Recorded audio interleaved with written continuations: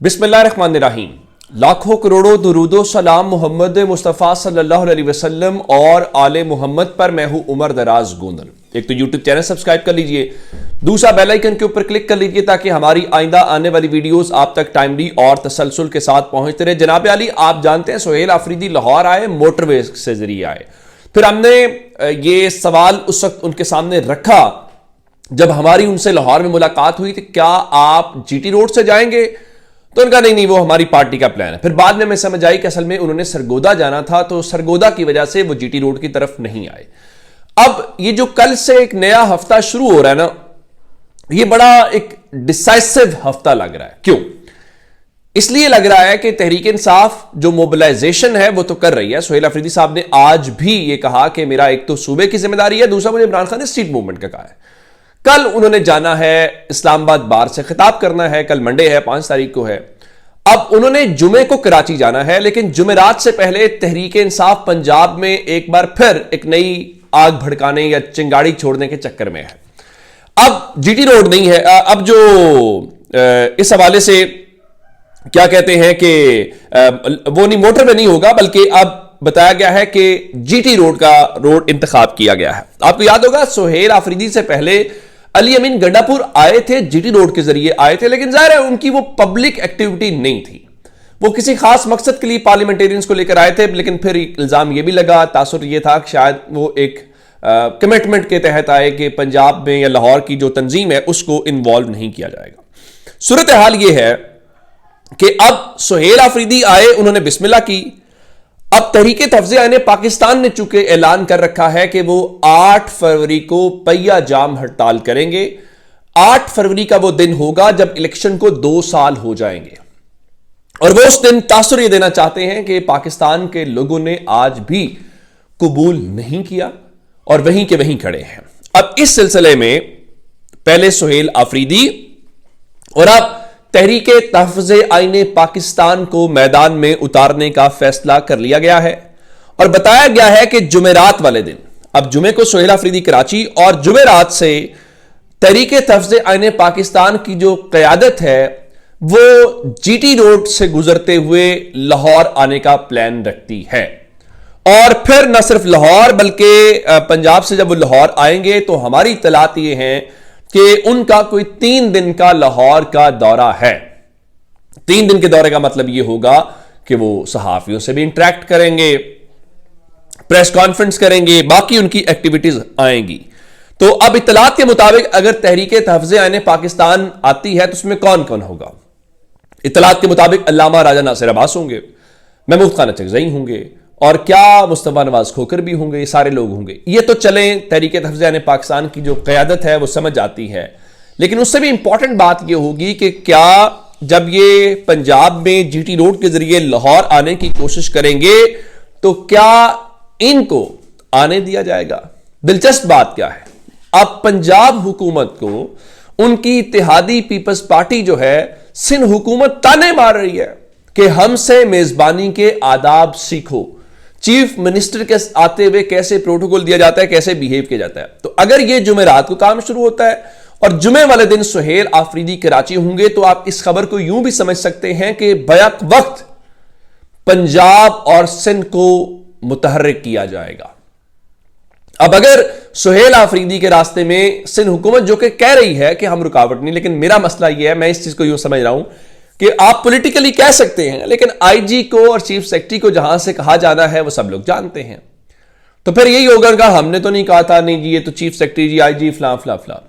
और अगर वहां पे ये कोई हर्डल नहीं होती और पंजाब में एक रुकावट खड़ी की जाती है तो ये बहुत दिलचस्प होगा, और इस बारे में ये आज की बड़ी खबर है कि वो ये चीजें करेंगे।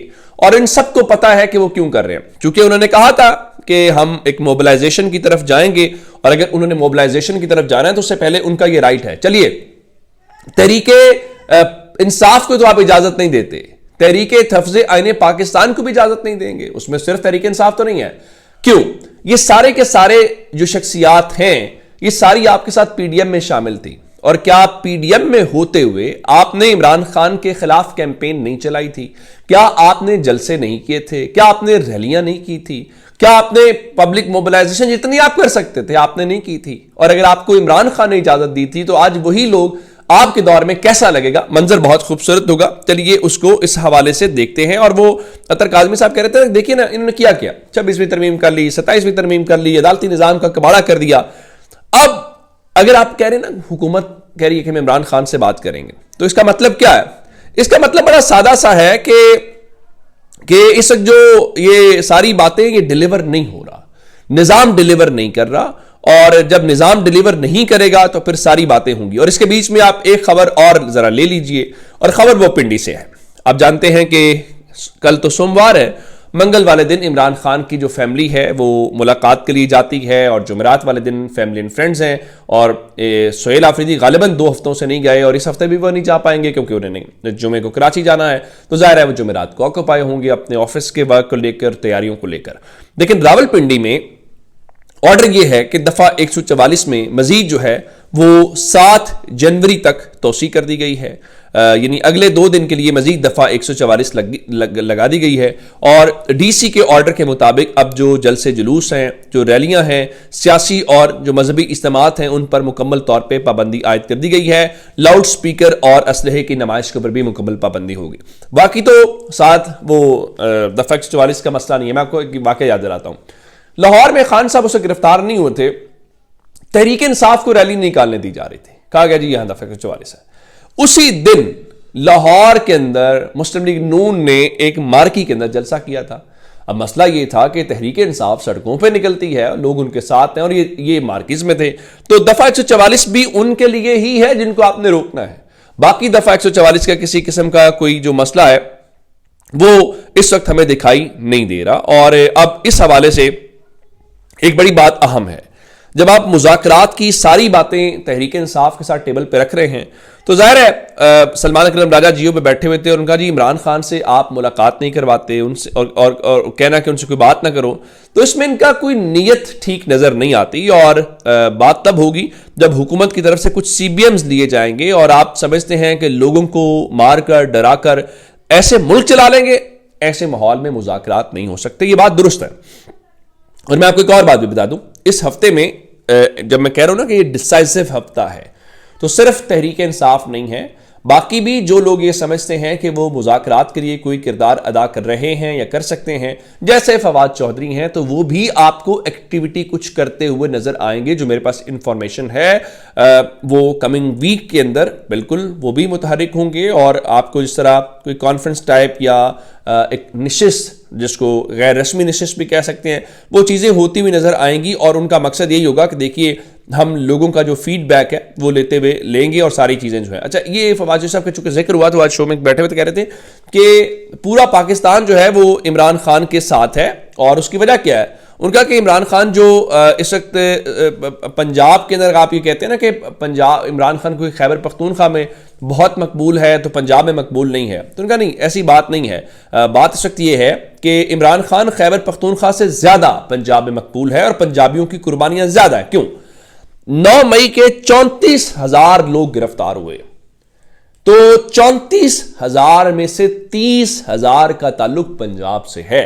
तो उनका कि आप देखिए ना कि ये जब आप नंबर को काउंट करते हैं तो फिर आप नंबर की बुनियाद के ऊपर ही कहेंगे ना, तो उस नंबर की बुनियाद के ऊपर तो बड़ा वाज़ेह नजर आ रहा है कि फिलहाल पंजाब के कोई करीब नहीं। हाँ देखिए ना, खैबर पख्तूनख्वा के पास तो आपकी हुकूमत है, आप सिर्फ पंजाब में हुकूमत ना भी हो, जिस तरह सोहेल आफरीदी आए थे, आप ना करते लिबर्टी बंद, आप ये खौफ का माहौल ना पैदा करें। जिस तरह सोहेल आफरीदी ने लाहौर बैठ के कहा कि मैं चैलेंज करता हूं कि मुझे शॉर्ट नोटिस पे मीनार पाकिस्तान जलसे की कह दें, और आप जहां खैबर पख्तूनख्वा में जलसा करना चाहते हैं तो आपको उससे नजर आ जाएगा कि लोग। फिर सोहेल आफरीदी ने खुद एक जवाब दिया, उनका आप कहते हैं पंजाब में लोग निकले नहीं है।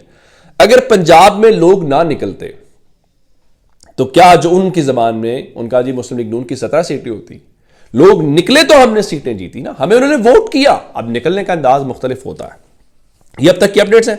अगर आपने अभी तक चैनल सब्सक्राइब नहीं किया तो चैनल सब्सक्राइब कर लीजिएगा। खुदा हाफिज।